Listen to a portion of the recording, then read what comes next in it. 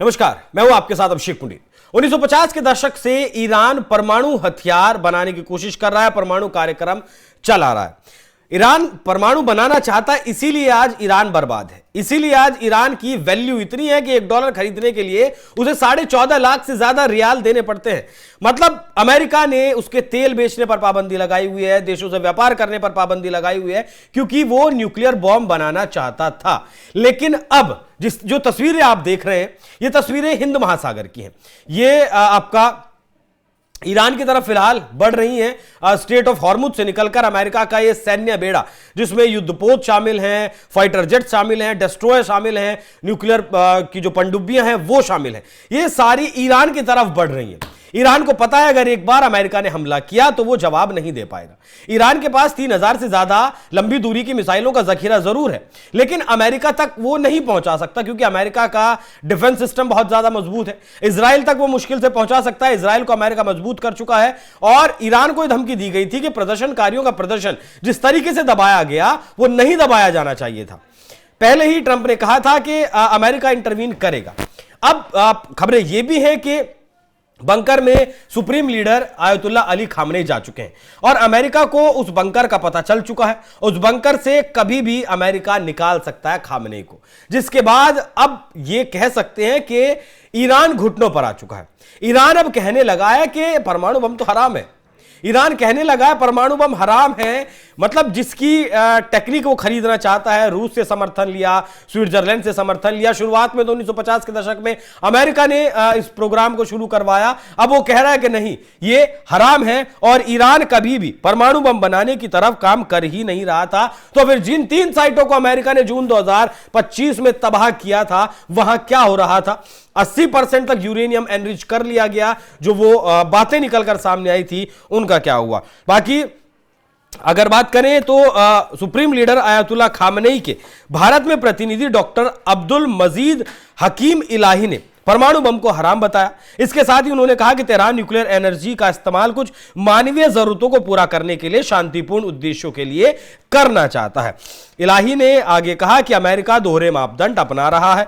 इलाही ने आगे कहा कि ईरान की परमाणु सुविधाओं की बहुत ज्यादा निगरानी की जाती है, वहीं कुछ दूसरे देशों की को ऐसी किसी जांच का सामना नहीं करना पड़ता है और वो शांतिपूर्ण न्यूक्लियर शक्ति चाहता है, मतलब न्यूक्लियर एनर्जी चाहता है, न्यूक्लियर रिएक्टर चाहता है, जिससे कि वो अपने देश के लोगों की जरूरत को पूरा कर सके। बस इतना ही वो चाहता है, बाकी और कुछ चाहता नहीं है।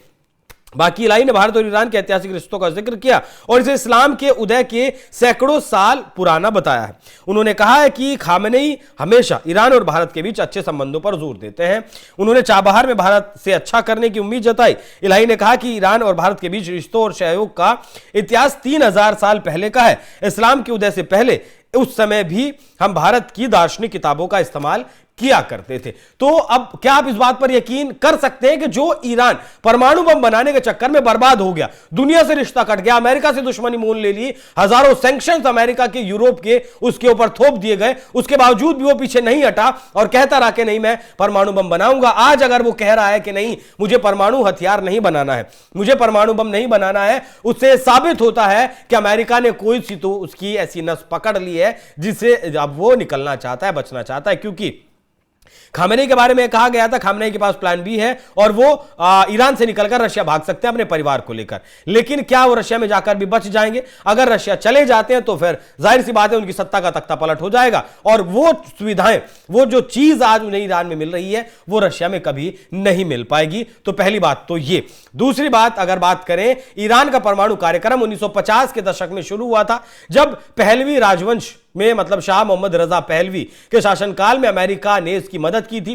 एटम्स फॉर पीस प्रोग्राम के तहत इसे लॉन्च किया गया। 1957 में अमेरिका के साथ न्यूक्लियर कोऑपरेशन एग्रीमेंट हुआ।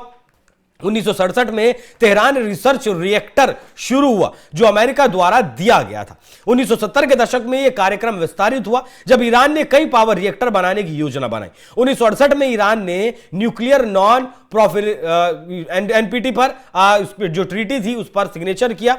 लेकिन बाद में इसे हथियार कार्यक्रम से जोड़ दिया गया। 1979 की इस्लामिक क्रांति के बाद यह कार्यक्रम रुक गया, लेकिन 1990 के दशक में इसे फिर से शुरू किया गया, क्योंकि इन्हें बम बनाना था, इजराइल को ठिकाने लगाना था, जवाब देना था, एक नेगोशिएशन वाली स्थिति में आना था कि हां भैया मेरे पास भी परमाणु बम है, अगर तुम ज्यादा बोलोगे तो तुम्हारे ऊपर फोड़ दूंगा। इसलिए उसे परमाणु बम बनाना था, लेकिन वो बना नहीं पाया है। दावा ऐसा किया जाता है कि बिलियंस ऑफ डॉलर ईरान ने इस पर खर्च किए हैं। कहीं कहीं जिक्र यह भी मिलता है कि ट्रिलियंस ऑफ डॉलर भी ये खर्च कर चुका है। 500 बिलियन से लेकर 1 ट्रिलियन डॉलर से ज्यादा पहुंच चुका है इस कार्यक्रम में। कुछ रिपोर्ट यह भी बताती हैं कि पूरे संवर्धन कार्यक्रम में 2 से 3 ट्रिलियन डॉलर ईरान खत्म कर चुका है, खपा चुका है। उसके बावजूद भी वो परमाणु बम नहीं बना पाया। 2025 में रूस के साथ 25 बिलियन का कॉन्ट्रैक्ट किया 2 और यूनिट्स के लिए। ये आंकड़े ईरान की अर्थव्यवस्था पर भारी बोझ डालते हैं, खासकर सैंक्शंस के कारण। अब बात अगर करें, अब देखिए अमेरिका का दोगलापन, वाकई में इन्होंने सही कहा इलाही साहब ने कि अमेरिका दोगला आदमी है। अमेरिका दोगली जो है वो स्थिति पर काम करता है। क्यों? क्योंकि 1950 से लेकर 70 के दशक में अमेरिका ने एटम्स फॉर पीस के तहत रिएक्टर दिया था, ईंधन दिया था। फ्रांस और जर्मनी, ब्रिटेन ने भी ईरान का सहयोग किया था कि भैया तुम बनाओ, यूरेनियम का संवर्धन करो, प्लांट बनाओ, हम तुम्हारी मदद करेंगे। लेकिन बाद में जब इस्लामिक क्रांति हो गई तो इन लोगों को तेल मिलना बंद हो गया, क्योंकि असल में अमेरिका और ईरान शाह रजा पहलवी के शासनकाल के दौरान लगभग 40 लाख डॉलर की रॉयल्टी दिया करते थे, और कुछ पैसे भी पर लीटर के या फिर कहीं पर बैरल के हिसाब से ईरान को दिया करते थे। और छुट्टी का तेल, मतलब भारी मात्रा में तेल निकालते थे ईरान से, क्योंकि इन्हीं की रिफाइनरी आज वहां लगी हुई थी, और दुनिया में खूब वो बेचा करते थे, खूब पैसा कमाया करते थे। एक छोटा सा हिस्सा ईरान को भी भीख के तौर पर, टुकड़े के तौर पर दे दिया करते थे कि ये लो भैया तुम रॉयल्टी लो, अपना देश चलाओ, क्योंकि जनसंख्या बहुत ज्यादा ईरान की नहीं थी। बाकी यूरोप की तरह डेवलप वो शाह रजा पहलवी के दौरान हो रहा था। अब जब इस्लामिक क्रांति हुई, अमेरिका को वहां से भागना पड़ा, ब्रिटेन को भागना पड़ा, तो जाहिर सी बात है अमेरिका और ब्रिटेन तभी से ईरान में सत्ता पलट जाए इसकी कोशिश कर रहे हैं। उसके बाद की अगर बात करें तो उसके बाद रूस ने बूशर रिएक्टर का निर्माण किया, इंजीनियर दिए, चीन ने भी उपकरण और सहायता दी, सरकारी प्रतिबंधों के बावजूद भी। पाकिस्तान का वैज्ञानिक, जिसे पाकिस्तान में परमाणु का जनक कहा जाता है, चोर एक अयूब खान के नेटवर्क से भी गुप्त मदद दी गई थी। अयूब खान के बारे में कहा जाता है कि नीदरलैंड से ये वो जो ब्लूप्रिंट वगैरह है वहां से चुरा कर लेकर आया था। कुछ यूरोपीय देश जैसे स्विट्जरलैंड है, उन्होंने भी उपकरण देने में मदद की। हालांकि बाद में जब प्रतिबंध लगा तो उन्होंने अपना फिर मोह भंग कर लिया, उन्होंने भी अपने रास्ते अलग कर लिए। शुरुआत में अमेरिका ने मदद की, लेकिन क्रांति के बाद हथियार कार्यक्रम की आशंका से अमेरिका ने ईरान के खिलाफ कई कदम उठाए, जैसे कि इराक के ऊपर उसने आरोप लगाया था कि इसके पास केमिकल वेपन है। इराक को पूरी तरीके से बर्बाद कर दिया गया और वो वेपन नहीं मिला। ठीक वैसे ही अब ईरान भी कह रहा है कि भैया हमें छोड़ दो, हमें बख्श दो, हमारे पास कोई परमाणु हथियार नहीं है, ना हम बना रहे हैं, हमारे लिए ये हराम है। तो जो प्रतिबंधों का डर था उसकी वजह से अब हो सकता है कि सत्ता पलटने के डर से, और जिस तरीके से लगातार अब लोग सड़कों पर लाखों की संख्या में, इतने लाखों की संख्या में आज तक भी ईरान की सत्ता के खिलाफ लोग सड़कों पर नहीं उतरे थे, लेकिन अब वो उतर रहे हैं। तो उससे कहीं ना कहीं खामनेई भी डरे हुए हैं कि आखिर बंदूक के दम पर कब तक लोगों को दबाया जाएगा, कब तक लोगों की हत्याएं की जाएंगी। क्योंकि अभी 28 दिसंबर से जो शुरू हुआ विरोध प्रदर्शन, 15 तारीख तक जो चला, उसमें इराक से भाड़े के सैनिक बुलाए गए थे, फिर कहें कि भाड़े के लड़ाके बुलाए गए थे। खुले तौर पर उन्होंने प्रदर्शनकारियों के ऊपर गोलियां चलाई। 20,000 से ज्यादा प्रदर्शनकारियों को मौत के घाट उतार दिया गया, ऐसी रिपोर्ट सामने आ रही है। आज ही यूएनएचआरसी में भी ईरान के खिलाफ प्रस्ताव पास कर दिया गया, जिसमें यूएन की टीम जाकर यह सबूत इकट्ठा करेगी कि किस तरीके से प्रदर्शनकारियों को मारा गया, प्रदर्शन को दबाया गया। इससे भी ईरान डरा हुआ है, क्योंकि और ज्यादा सैंक्शंस लगने का डर ईरान के ऊपर है। तो इस बात से भी वो डरा हुआ है, और कह सकते हैं कि अब ट्रंप के इन फैसलों से, ट्रंप के इन दबाव से ईरान घुटनों पर आ चुका है। अब वो परमाणु बम बनाएगा, नहीं बनाएगा, या फिर फिलहाल झूठ बोल रहा है जिससे कि अमेरिका के प्रतिबंधों से बच सके।